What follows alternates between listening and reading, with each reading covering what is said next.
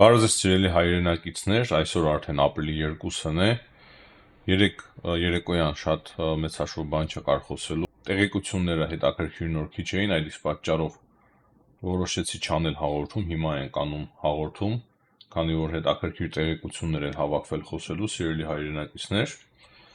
արագ լայքենք եւ ավանդության համաձայն անցնենք արդեն Հայաստանին վերաբերող հարցերին, որպեսզի հետո արդեն վերջում քննարկենք նաև միջազգային կարևոր հարցեր։ Սկսենք նրանից, որ Եվրոպական խորհրդարանը պատրաստվում է նոր քննարկումներ անել հայոց ցեղասպանության 110-րդ տարելիցի կապակցությամբ։ Ես կարծում եմ, որ չափազանց կարևոր է, որ Եվրոպական խորհրդարանում չեն մոռանում հիշել հայոց ցեղասպանության զոհերի հիշատակը եւ նման քննարկումներ են անցկացնում։ Եվ դրանից բացի տեղեկություն կա հիմա, որ Վատիկանը սրբացնում է հայ նահատակներից մեկին, ինչը բնականաբար եւս շատ կարևոր է ցեղասպանության նահատակներից մեկին, այսինքն ցեղասպանության հարցը, որ միջազգային հանրությունը չի մատնում մոռացության, չափազանց կարևոր է հիմա էլ հատկապես այն պայմաններում, երբ որ Հայաստանի Հանրապետության համար, Հայաստանի արտաքին քաղաքականության համար առաջնային չէ հայոց ցեղասպանության հարցը, այսինքն առաջնային է դարձել Ադրբեջանի հետ հարաբերությունների կարգավորումը եւ Թուրքիայի հետ հարաբերությունների կարգավորումը։ Այս պահի դրությամբ մենք սխալն ու ճիշտը չենք քննարկում, այլ ուղղակի խոսում ենք այդ փաստի մասին եւ չափազանց կարեւոր է, որ հայկական սփյուռքը եւ տարբեր միջազգային կազմակերպություններ, Եվրոպական խորհրդարանը շարունակեն հայոց ցեղասպանության հարցը պահել ուշադրության կենտրոնում, քանի որ դա իրոք մարդկության դեմ ամենամեծ սարսափելի հանցագործություններից մեկն է, նույնիսկ ամենամեծ սարսափելի հանցագործությունների սկիզբը եւ հիմա երբ որ բավականին լուրջ խառնաշփոթ է տիրում աշխարհում, երբ որ տեսնում ենք թե կրկին ժողովուրդներ են տեղահանվում իրենց հայրենիքներից եւ դա հիմա սկսվեց կրկին Արցախով, Արցախահայությունը տեղահանվեց 120,000-ից ավել մարդ եւ հիմա Պաղեստինի ժողովրդի մասին կա խոսք, որ ուզում են տեղահանել, այսինքն այս իրավիճակները ստեղծում են նոր ցեղասպանությունների վտանգներ, նոր հայրենազրկման վտանգներ, տեսնում ենք այնինչ տեղի ունենում նաև Ուկրաինայում, միլիոնավոր մարդիկ արդեն ստիպված են եղել փախնել իրենց երկրից, հատկապես պատերազմական գոտուց եւ այդ ամենը ստեղծում է իրոք շատ բարդ իրավիճակ ամբողջ աշխարհի համար եւ մեզ նման խոցելի երկրները կրկին մեծ խնդիրներ կարող ունենան եւ ցավոք սերտի կրկին մենք ենք թիրախում։ Եվ դա է պատճառը, որ հայոց ցեղասպանության հարցը շատ կարևոր է, չափազանց կարևոր է, որ Եվրոպական միության խորհրդարանը, Վատիկանը եւ տարբեր պետությունների խորհրդարաններ, քաղաքական գործիչներ միշտ պահեն իրենց ուշադրության կենտրոնում։ Հայաստանի մասով մեծ հաշվով հիմա շատ բան չկա խոսելու, ամբողջությամբ կրկին ուշադրությունը սևեռված է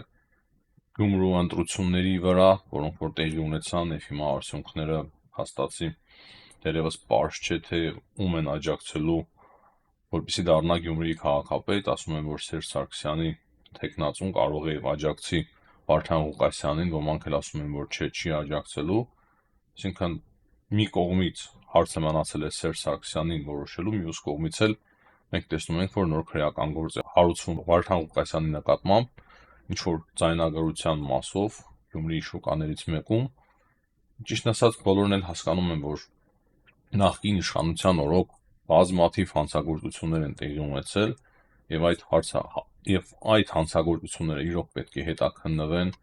եւ պետք է պատիժ կրեն բոլոր հանցագործություններ իրականացրած անձինք, եթե լուրջ հանցագործություններ են, ապա անպայման պետք է նրանք պատիժ կրեն եւ դա է պահանջում ժողովուրդը, դա է պահանջում հեղափոխության օրերին, դա է պահանջում հիմա եւ հիմնական հիասթափության պատճառը իշխանությունների նկատմամբ հենց դա է, որ նման բան տեղի չի ունեցել, կրկին ժողովուրդը ստիպված է ընտրելու հների եւ նորերի, այդպես են անվանում ձեր մոտ չէ Հայաստանում, հների եւ նորերի միջև եւ դա բավականին մեծ ցավ է, մեծ խնդիր է։ Ես իմ կարծիքս ասել եմ, որ Հայաստանի քաղաքական դաշտը պետք է մաքրվեր այդ հին կոչված ուժերը, որոնք որ կոնկրետ թալանել են երկիրը, թալանել եւ տերորի են ենթարկել երկիրը եւ ծառայում են օտար երկրների շահերին անպայման պետք է մաքրվեն եւ պետք է առաջկան առողջ նորմալ ժողովրդավարական ուժեր, ժողովրդավարական կուսակցություններ, որպեսզի ժողովուրդը ունենա այլընտրանք ընտրելու։ Հայաստանի մասով կարող եմ նաև ավելացնել այն, որ Ադրբեջանը, գիտենք, շարունակում էր ապատեղի կատաղությունը, կրկին շարունակում են այդ ապատեղի կատաղությունը հիմա Շտանմայերը այցելել է Բաքու, տեսնենք թե ինչ հայտարարություններ կհնչեն Բաքվից, դա եւս չափազանց կարևոր է։ Գերմանիայի դերակատարությունը իրոք չափազանց կարևոր է մեր տարածաշրջանում։ Գերմանիան ուղղակի հերթական երկիր չէ, այլ բավականին մեծ տնտեսություն, մեծ հնարավորություններ ունեցող երկիր, Եվրամիության լոկոմոտիվ առաջատար երկրներից մեկն է, եւ Գերմանիայի դիրքորոշումը իրոք չափազանց կարևոր է խաղաղության համար մեր տարածաշրջանում։ Մեկ կարևոր տեղեկություն եւս կա։ Հայաստանի կուլտուրայի, սպորտի եւ կրթության գիտության նախարար Ժաննա Անդրեասյանը հանդիպում է ունեցել Հայաստանում Վրաստանի դեսպանի հետ եւ պայմանավորվածություն է ձեռք բերվել հունիսի 5-ից 7-ը Հայաստանում անցկացնել Վրաստանի մշակույթի օրեր Հայաստանում։ Ես կարծում եմ, որ սա չափազանց կարևոր է եւ շատ լավ հնարավորություն է, որպեսզի հայ ժողովուրդը ծանոթանա Վրաստանի հարուստ մշակույթին։ Իրոք դա չափազանց կարևոր է, կարծում եմ, որ եւ հույսով եմ, որ նման միջոցառումներ նաեւ կկազմակերպվեն Վրաստանում, քանի որ Վրաստանի ժողովուրդը եւս այդքան էլ տեղյակ չէ Հայաստանի մշակույթի մասին։ Այսինքն նման միջոցառումները ես չափազանց լուրջ ձևով կարևորում եմ եւ մենք բոլորս պետք է մեծ կարևորություն տանք եւ ահա այդպիսի միջոցառումների միջոցով մենք կփորձենք ավելի լավ խորհարաբերություններ հաստատել ժողովուրդների միջև։ Սպորտը մի կողմից եւ մշակույթը մյուս կողմից, ճիշտ է, սպորտում ինչ որ տեղի ունեցավ, մենք մանրամասն քննարկել ենք եւ դատապարտել ենք, խոսել ենք նաեւ այն մասին, թե ինչպես Վրաստանի տարբեր հասարակական եւ քաղաքական գործիչներ դատապարտեցին այդ փոքրիկ խուլիգանական ակտը, որը որ շատ տհաճ էր բոլորի համար, թե Վրաստանի բնակիչների եւ թե Հայաստանի բնակիչների համար, եւ հիմա մենք ամեն դեպքում փորձելու ենք նման ոչնչությունների կողմից իրականացված սադրանքներին ուշադրություն չդարձնել եւ շարունակել նպաստել հայ-վրացական հարաբերությունների եւ Վրաստանի մշակույթի օրերի անցկացումը Հայաստանում հունիսի 5-ից 7-ը, ես կարծում եմ, որ չափազանց լավ եւ կարևոր առիթ է դրա համար։ Հիմա անցնենք միջազգային կարևոր հարցերի։ Իրանի շուրջ լարվածությունը կրկին աճում է, ցավոք սրտի, ինչի մասին ես խոսում եմ, զգուշացնում եմ եւ հատուկ եմ սա անում, որpիսի մենք բոլորս անակնկալի չկանք, երբ որ եթե որոշում կայացվի հարձակում իրականացնել Իրանի վրա Ամերիկայի Միացյալ Նահանգների կողմից։ Այաթոլլահ Համինեի խորհրդական 3 հայտարարություն է արել այդ մասով, Ալի Լարիջանին հայտարարել է, որ եթե Ամերիկայի Միացյալ Նահանգները հարձակվեն Իրանի վրա, Իրանը հնարավոր է որոշի ստեղծել ատոմային ռումբ, այսինքն այս պահի դրությամբ նա ասում է, որ չունեն եւ այդ ուղղությամբ չեն շարժվում, բայց եթե նման բան տեղի ունենա, շատ հնարավոր է, որ արագ շարժվեն այդ ուղղությամբ։ Նաեւ գիտեք այն հայտարարությունները, որոնց համաձայն, որ Իրանը արդեն իր հրթիռները պատրաստի վիճակի մեջ է բերել, պատրաստվածության եւ կարող է հարվածել տարբեր ռազմական օբյեկտների Ամերիկայի Միացյալ Նահանգների եւ նույնիսկ դաշնակիցների, այդ թվում նաեւ հիմնական երևի թե թիրախը Իսրայելն է։ Այսինքն այդ լարվածությունը կա, բայց նույն ժամանակ տարբեր տեղեկություններ կան, տարբեր հեռուստաընկերություններ, լրատվամիջոցներ գրում են, որ հնարավոր է այնպիսի ռմբակոծություններ իրականացվեն Իրանի նկատմամբ, որոնք որ երբեք չեն եղել երկրորդ համաշխարհային պատերազմից հետո, այսինքն աննախադեպ մեծ քանակի կարող է ռումբեր իջնեն Իրանի վրա եւ մենք խոսել ենք նաեւ այն մասին, որ հիմա մեկ ավիակիր եւս մոտենում է Իրանին, հավանաբար արդեն ապրիլի կեսերին կամ վերջային լինելու է Իրանի մոտ, այսինքն Մերձավոր Արևելքում, եւ տեսնենք թե ինչ որոշում կկայացնի Դոնալդ Թրամփը, որը որ միշտ հիշեցնում է Իրանին, սպառնում է Իրանին եւ կրկին ու կրկին կոչ է անում Իրանին դադարեցնել ատոմային ծրագիրը եւ գնալ պայմանավորվածությունների։ Եվ այստեղ նաեւ պատահական չէ, որ Թրամփը հայտարարել է, որ հնարավոր է արդեն մայիսին այցելի Սաուդյան Արաբիա։ Հնարավոր է տարածաշրջանի այդ տարածաշրջանի այս տեղի ունենա կամ այդ ռմբահարություններից առաջ, կամ Իրանի վրա հարձակվելուց առաջ, կամ նույնիսկ Իրանի վրա հարձակվելուց հետո։ Եվ դա էլ վերջը չէ, ամենակարևորը երևի թե այստեղ այն է, որ Ռուսաստանի փոխհարկորձ նախարարությունը ասում է, որ Ռուսաստանը կոչ է անում չհարձակվել եւ չհարվածել Իրանի ատոմային օբյեկտներին, քանի որ այդ հարձակումը կարող է բերել անկանխատեսելի դրության, շատ մեծ լարվածության եւ այդ լարվածությունը, այդ խնդիրները կտարածվեն նաեւ ամբողջ տարածաշրջանի վրա, այսինքն ամբողջ տարածաշրջանը կարող է ապակայունանա, այսինքն Ռուսաստանի արտգործնախարարությունը երևի թե որոշակի տեղեկություններ ունի, որ նման հարձակում կարող է տեղի ունենալ, այսինքն դժվար թե նրանք ուղղակի բաց աղբյուրների վրա հենվելով նման հայտարարություններ անեն, ունեն բնականաբար հետախուզություն եւ տեսնում են թե ինչ է կատարվում, եւ դա է պատճառը, որ Ռուսաստանի փոխհարկորձ նախարար Սերգեյ Ռյաբկովը հայտարարում է, որ նման հարձակում եթե տեղի ունենա, դա մեծ խնդիրներ կարող է առաջացնել ոչ միայն Իրանի, այլ նաեւ ամբողջ տարածաշրջանի համար։ Եվ նույն ժամանակ Ռուսաստանի Դաշնությունը առաջարկում է իր միջնորդությունը, որպեսզի Իրանի ատոմային այդ խնդրի շուրջ իրավիճակը կարգավորվի նորմալ խաղաղ ձևով։ Եվ այստեղ կարևոր է նաեւ նշել, որ հանդիպում է տեղի ունեցել Լավրովի եւ Վան Իի միջև, այսինքն Չինաստանի արտգործնախարարի եւ Ռուսաստանի արտգործնախարարները հանդիպել են եւ հանդիպման քննարկման թեմաներից մեկը նաեւ եղել է Իրանի շուրջ ստեղծված իրավիճակը։ Մենք գիտենք, որ Իրանին պաշտպանում են, կարելի ասել, կոալիցիայով Ռուսաստանի Դաշնությունը եւ Չինաստանը, ու հիմա Չինաստանը մեծ ռազմական զորավարժություններ է սկսում Թայվանի շուրջ։ Նույնիսկ ծրագիր են հրապարակել, թե ինչպես կարող են պարալիզացնել Թայվանը, եւ հիմա նաեւ շրջափակման մեջ է վերցված Թայվանը, փորձում են լրիվ շրջափակման մեջ վերցնել Թայվանը։ Եթե հիշում եք, նաեւ մենք օրեր առաջ քննարկում էինք այն, որ Ամերիկայի Միացյալ Նահանգների կոնգրեսում եւ Սենատում Ամերիկայի Միացյալ Նահանգների արտաքին հետախուզությունը հստակ տեղեկություններ էր հայտնում, որ արդեն Չինաստանը պատրաստ է պատերազմի ընդդեմ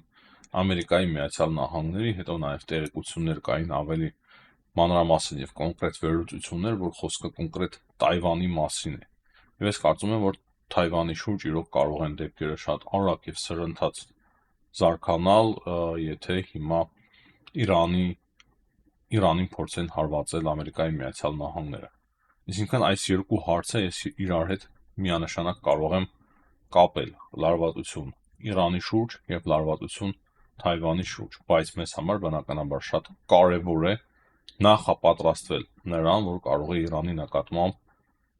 պատերազմ տեղի ունենա, մենք պետք է ուղղակի պատրաստ լինենք եւ նաեւ տեսնենք այս ամենի մեջ ադրբեջանական այս լարվածությունները եւ ակտիվացումը, այսինքն պետք է թե հոգեբանորեն եւ թե այլ ձևերով, ամեն ձևով պատրաստվենք, որպեսզի կարողանանք հաղթահարել այն բոլոր հնարավոր մարտահրավերները եւ խնդիրները, որոնք որ կարող են առաջանալ հնարավոր այդ պատերազմի ընթացքում, բայց հնարավոր է նաեւ այդ պատերազմը բարդ եւ դաժան հետևանքներ ունենա, բայց նույն ժամանակ վերջնական հետևանքներով Իրանում կարող է մեծ փոփոխություններ տեղի ունենան եւ նույնիսկ կարող է ինչ-որ միտեղ դա հնարավորություն լինի մեզ համար։ Ճիշտ է, այս պահի դրությամբ չեմ ցանկանա հնարավորություններից խոսել, մենք ամենավատթարագույն սցենարին պետք է պատրաստվենք, Իրանը նաեւ մեզ համար բարեկամ երկիր է, բնականաբար մենք չենք ցանկանում, որ պատերազմ տեղի ունենա Իրանում եւ Իրանի շուրջ ստաբիլությունը բնականաբար մեր շահերից է բխում, բայց միշտ էլ երբ որ ինչ-որ մի վատ բան է տեղի ունենում, հնարավոր է նաեւ այդ վատի հետ մեկտեղ նաեւ հետո լավը տեղի ունենալ։ Այսինքն իմ ասածը այն է եւ կոչը կրկին այն է, որ մենք պետք է ավելի լավ պատրաստվենք, թե հոգեբանորեն եւ թե ամեն ձևով պատրաստվենք, որպեսզի եթե հարձակում տեղի ունենա ընդդեմ Իրանի, դրանից չտուժենք մենք եւ մեր պետականությունը։ Հիմա մի քանի խոսք նաեւ Ուկրաինայից, կրկին Սպիտակ տունը հայտնում է, որ Թրամփը հիասթափված է նրանից, որ Պուտինը չի գնում խաղաղության, նա հիասթափված է նաեւ ուկրաինական կողմից, երևի թե հիասթափված է ուկրաինական կողմից այն պատճառով, որ Ուկրաինան չի ստորագրում այդ փաստաթուղթը, եւ Թրամփը նաեւ երեք հայտարարել է, որ ինքը այս պահի դրությամբ հասկանում է, որ Պուտինը հստակ ժամանակ է ձգում եւ այդ իսկ պատճառով հենց հիմա ինքը արդեն դիտարկում է շատ ավելի ագրեսիվ պատժամիջոցներ մտցնել ընդդեմ Ռուսաստանի, նաեւ ստվերային նավատորմի նկատմամբ Ռուսաստանի եւ այլ նավթային ջրօբյեկտների նավթի նկատմամբ մեծ եւ բավականին լուրջ պատժամիջոցներ մտցնելու հարցն է հիմա դիտարկում Դոնալդ Թրամփը։ Մենք խոսում ենք այն մասին, որ Դոնալդ Թրամփը հնարավոր է սկսի փոխել իր դիրքորոշումը Ռուսաստանի նկատմամբ, այս մասին շատ եմ ասել, ճիշտ է ինքը շատ անկանխատեսելի է։ Իրեն փորձել կանխատեսելը եւ իր շուրջ փորձել վերլուծություններ կազմելը շատ անշնորհակալ գործ է։ Գիտեք դուք այդ մասին, սիրելի հայրենակիցներ, ինձ դժվար է Թրամփի մտքերի շուրջ որևիցե վերլուծություն կազմել, քանի որ այսօր մեկ բան է հայտարարում, վաղը մեկ ուրիշ, բայց մեկ բան փաստ է, որ ինքը չափից դուրս շատ է խրվել արդեն ռուս-ուկրաինական պատերազմի քննարկման հարցի մեջ, չափից դուրս շատ է խոսել այն մասին, որ ինքը կպարտադրի խաղաղություն կողմերին, կհասնի խաղաղության, եւ հիմա չի ստացվում արագ հասնել խաղաղության, եւ ինքը պետք է հստակ ինչ-որ գործողությունների դիմի։ Ուկրաինական կողմը փաստացի համաձայնվել է։ Զելենսկին ավելի լավ հասկանալով ամեն ինչ, շատ արագ համաձայնվել է ամերիկյան կողմի հետ, եւ հիմա Ռուսաստանի Դաշնությունը չի համաձայնվում փաստացի, ու արդեն Թրամփը ստիպված է լինելու պատժամիջոցներ կիրառել Ռուսաստանի Դաշնության նկատմամբ եւ փոխել իր քաղաքականությունը Ռուսաստանի Դաշնության նկատմամբ։ Եվ այս ֆոնին ես կարող եմ ասել, որ Ուկրաինայի դիրքերը իմ պատկերացմամբ կարող է ավելի ամրանան, այսինքն խաղը ավարտվում է, Դոնալդ Թրամփի խաղերը Ռուսաստանի հետ կարող է եւ ավարտվեն, համենայն դեպս ես տեսնում եմ, որ դրանք ավարտվելուն շատ մոտ են, հնարավոր է հիմա Թրամփը կրկին հեռախոսազրույց նախաձեռնի, ինչ որ կարող է որոշակի նոր զիջումների կամ ինչ որ բանակցությունների իմիտացիա անել Վլադիմիր Պուտինը, բայց վերջին հաշվով շատ երկար չեն կարող ցկցկել, ապրիլի 20-ն էլ շատ մոտ է, եւ եթե Ռուսաստանը չգնա հրադադարի, ապա Դոնալդ Թրամփը ստիպված կլինի արդեն լուրջ պատժամիջոցներ կիրառել եւ դիրքորոշումը ստիպված կլինի փոխել։ Մենք նաեւ գիտենք եւ երեք խոսել եմ այդ մասին, որ Ամերիկայի Միացյալ Նահանգների պետքարտուղար Մարկո Ռուբիոն հիմա այցելում է Բրյուսել, այնտեղ քննարկումներ կլինի ՆԱՏՕ-ի գործընկերների հետ, պետությունների բյուջեների ավելացման հարցը պաշտպանության մասով Եվրոպան արդեն լավ է պատրաստվել այդ առումով։ Ես կարծում եմ, որ հետաքրքիր քննարկումներ այնտեղ կլինեն, նոր ձեռքբերումներ, եւ Ամերիկայի Միացյալ Նահանգները ուզեն թե չուզեն վերադառնալու են դեպի իրենց եվրոպացի դաշնակիցները, բայց արդյունքում մենք ունենանք այն, որ արդեն եվրոպական երկրներ որոշում են կայացրել ավելացնել իրենց ռազմական բյուջեն, ավելի մեծ հոգ տանել Ուկրաինայի պաշտպանությանը եւ դրանից բացի միասնական պաշտպանական համակարգ ձևավորել եւ հույսները չեն դնելու միայն Ամերիկայի Միացյալ Նահանգների վրա։ Եվ այս խաղից իմ պատկերացմամբ Եվրոպան եւ հնարավոր է նաեւ Ուկրաինան ավելի ամուր են դուրս գալու։ Ճիշտ է, այս ենթադրությունները դեռևս նախնական են, ամեն ինչ շատ արագ է փոխվում, շատ արագ է փոխվում։ Մեկ օր այլ տպավորություններ ենք ստանում այդ հայտարարություններից, մեկ ուրիշ օր ուրիշ տպավորություններ, բայց ընդհանուր առմամբ տպավորությունը հստակ այն է, որ եվրոպական երկրները որոշել են սեփական ճակատագրի հարցով իրենք զբաղվել եւ իրենց պաշտպանության հարցը հիմնական արդեն ամենակարևոր հարցերից մեկն է դառել եվրոպացիների համար եւ դրան է բերել հիմա փաստացի Դոնալդ Թրամփի քաղաքականությունը։ Այս պահի դրությամբ այսքանը, սիրելի հայրենակիցներ, կրկին հիշեցնեմ լայքերի համար, դրանք շատ կարևոր են։ Բաժանորդագրվեք, եթե ցանկանում եք ստանալ մեր թարմ եւ օպերատիվ վերլուծությունները, հաջողություն եմ մաղթում բոլորիդ, կհանդիպենք։